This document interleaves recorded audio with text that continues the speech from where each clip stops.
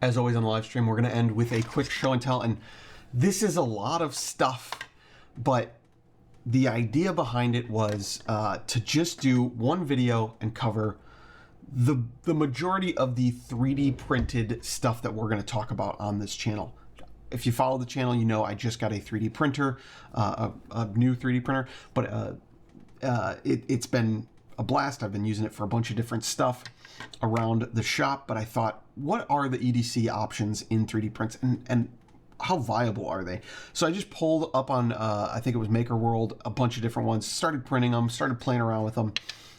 These are not crazy, you know, I haven't tested these a ton, but there's a lot of interesting ideas here. And I know a lot of you guys have 3D printers, know all this. Some of you don't have 3D printers, and it becomes, you know, can you even use these things, or can you even have access to these things?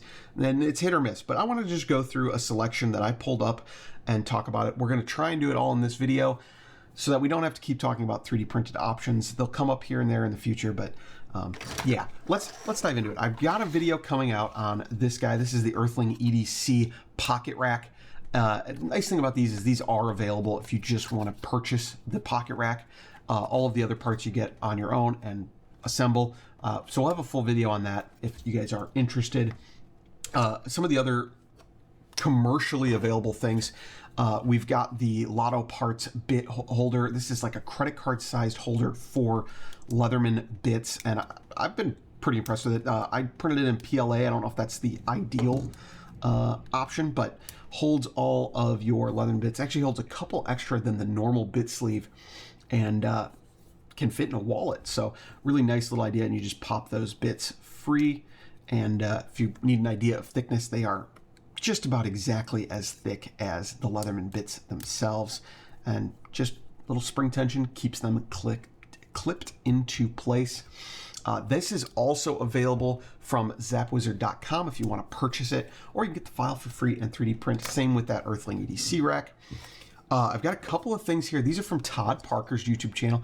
We'll try and link that down below.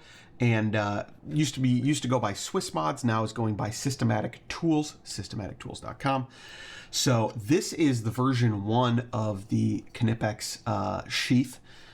So very similar, but this one is available on Maker World, whereas the new one you have to purchase from Todd. You can get over at systematictools.com. This will hold your Knipex pliers wrench, or Cobras, Knipex Cobras, excuse me. I believe it'll also hold the pliers wrench, and kind of built around that and the little Victorinox scissors. So it gives you kind of a complete EDC, but instead of being all in one multi-tool, it's separated out. You can see we've got the 711L ratchet in there, all sorts of different stuff. We might do a video on this separately, so let me know if you want to see that. But a really cool thing. So those are the 3 kind of commercially available options. And then we've got some 3D printed stuff. And I'm kind of, the thing that a 3D printer is great at is letting you kind of customize stuff and do it on a whim. You know, here's some Victorinox scales. These are plus scales. They actually turned out better than I expected. You know, everything 3D printed looks great on camera. You're going to see some layer lines when you get it in person, especially if you haven't dialed everything in perfectly. But these are perfectly adequate scales for a Victorinox Swiss Army knife. Obviously gives you that capability of adding both the pin and the pen if you don't have the plus scales on your Victorinox knife. So really cool. Everything here is in a matte PLA just because it's what I had on hand.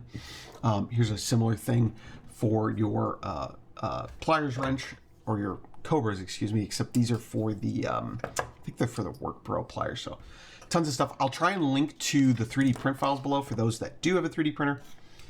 You know, just absolutely great for little organizers. Here's an Altoids tin organizer that you can customize to fit your needs. And here's just a little storage box. Really handy for little stuff. I've got some bits in there right now. I've got a bit key. Also from Systematic Tools, I have the little toothpick drivers that hold a Leatherman eyeglass screwdriver. So let's bring this up to camera because it's really nice and small. There's 2 versions, one for 58mm and one for 91mm tools. Hold a little Leatherman eyeglass screwdriver bit.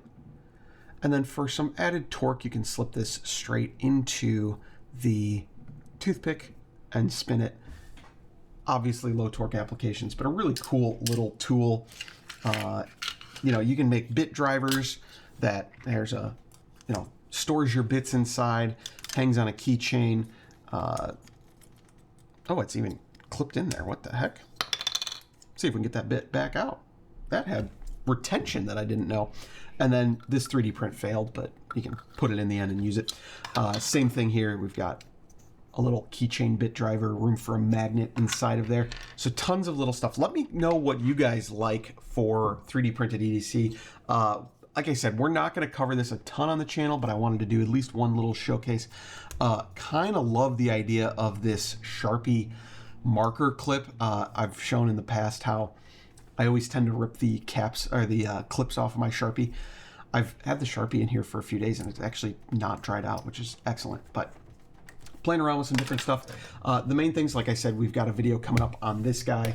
That Lotto parts thing is really awesome, and the systematic tools all available for purchase, and some of them available for to print for free. So check those guys out. We'll definitely have links to those. I'll try and link all of the stuff down below as well, but these guys are cool parts of the community, and obviously for those without 3D printers, you can access it. So I don't know, kind of a rambling show and tell, but just wanted to show off some of the tools and stuff we've been playing with in the 3D printer world today, and that will conclude our coverage of 3D printed parts and accessories for the channel. So we'll catch you in the next live stream, going back to that live stream chat right now.